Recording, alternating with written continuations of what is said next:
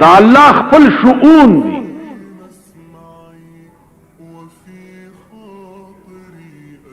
یو شان جمال دے او یو شان جلال دے. د جمال شان بیا داسې دے چې هغه په دې ټول کائنات کې تقسیم دے. هر خسته شی چې ته وګورې نو په دغه خسته شي کې دا الله د جمال رنگ دے.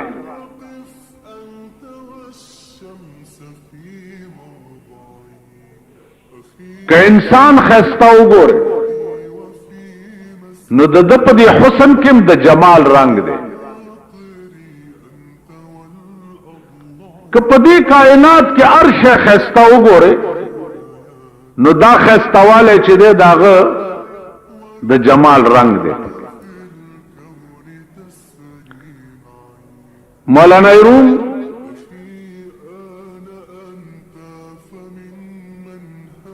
یو دو شعر دی اغوی حسن خیش از روی خوبان آشکارا کر دی. اے اللہ دا خپل حسن دی د معشوقو په مخ کې ښکارا کړي. حسن ستا دی او ایخه دې بیا د معشوقو په مخ کې. حسن خیش از روی خوبان آشکارا کر دی.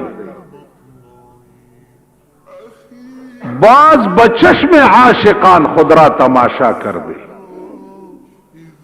او بیا دې د عاشقانو په سترګو د ځان نه تماشا جوړه کړي.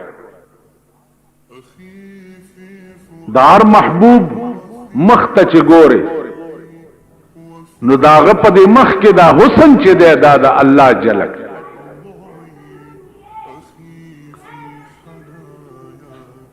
چې دا د په دې مخ کې ایښی دی او بیا د عاشقانو په سترګو د ځان نه تماشا جوړه کړي. بیا وایي چې پرتو حسنت نہ گنجت در زمین و یا آسمان. اے اللہ یو طرف تا خستا حسن پزمک و اسمانونو کی نہ زئیگی. در حریم سینہ حیرانم کی چون جا کر دئی. اریان دائم چې د عاشق په دومره غوندي سینه کې د څنګه راځي کړي.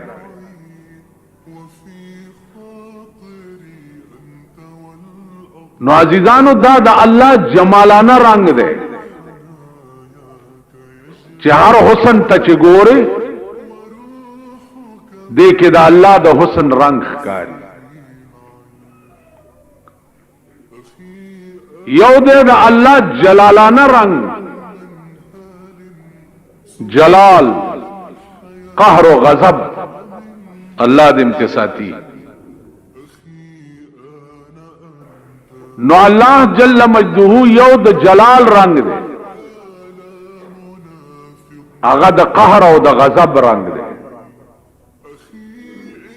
عزیزانو د قهر رنگ بیا داسې دے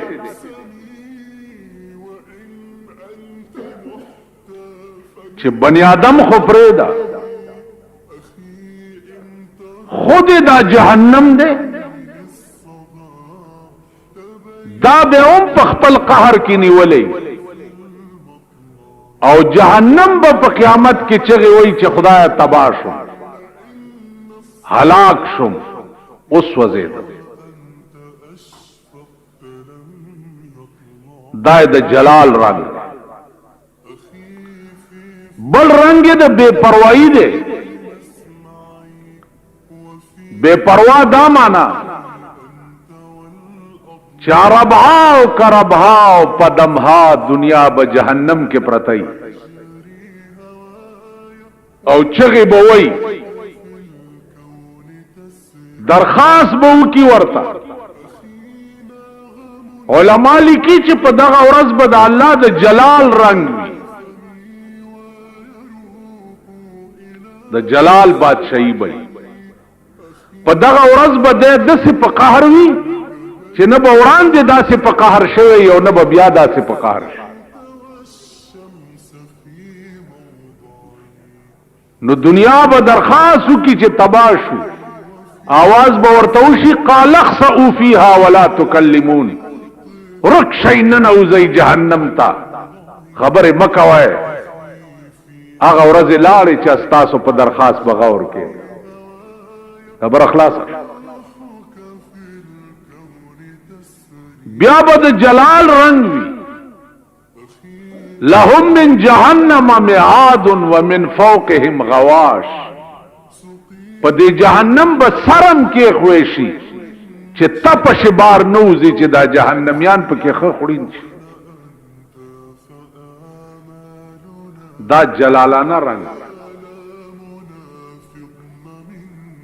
نو عزیزانو عرض داو چې یو د جمال رنگ دی، د جمال رنگ به څنګه د جمال رنگ بداسي تاسو دا منځونه کوئ، تاسو د اتیا کال عمر منځونه چې را جمع کی نو د یو میاشت خواري ته نه جوړیږي، ځکه 4 ورځ په دې منځ یو غنټه نه لګي، 15 وارو منځونو یو غنټه ټایم نه لګي.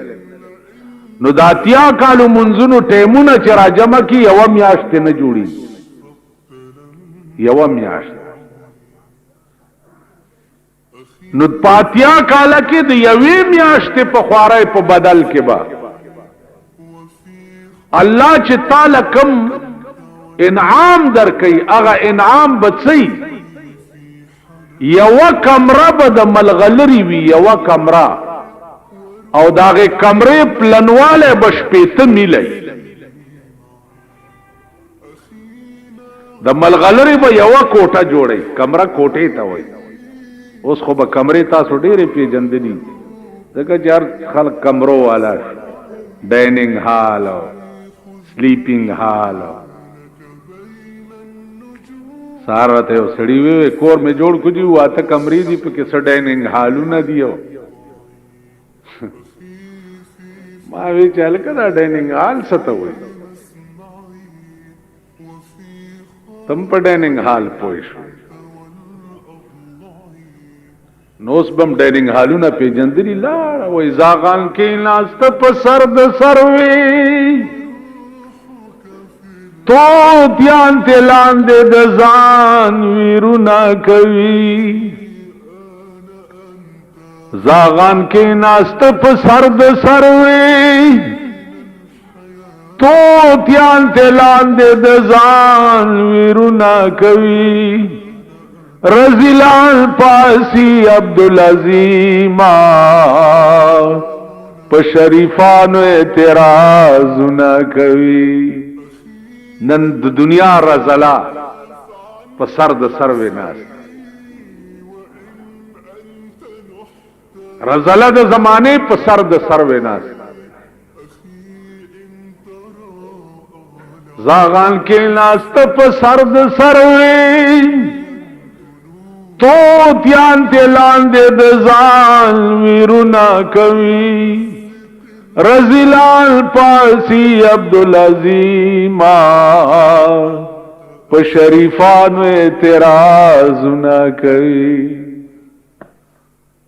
اگا خلق چې کم دین سره وابسته خلق دے، اسلام سره وابسته خلق دے، اغه نن دنیا ته سپک ښکاري او رساله د زمانه چي دي اپ سر د سر وینا.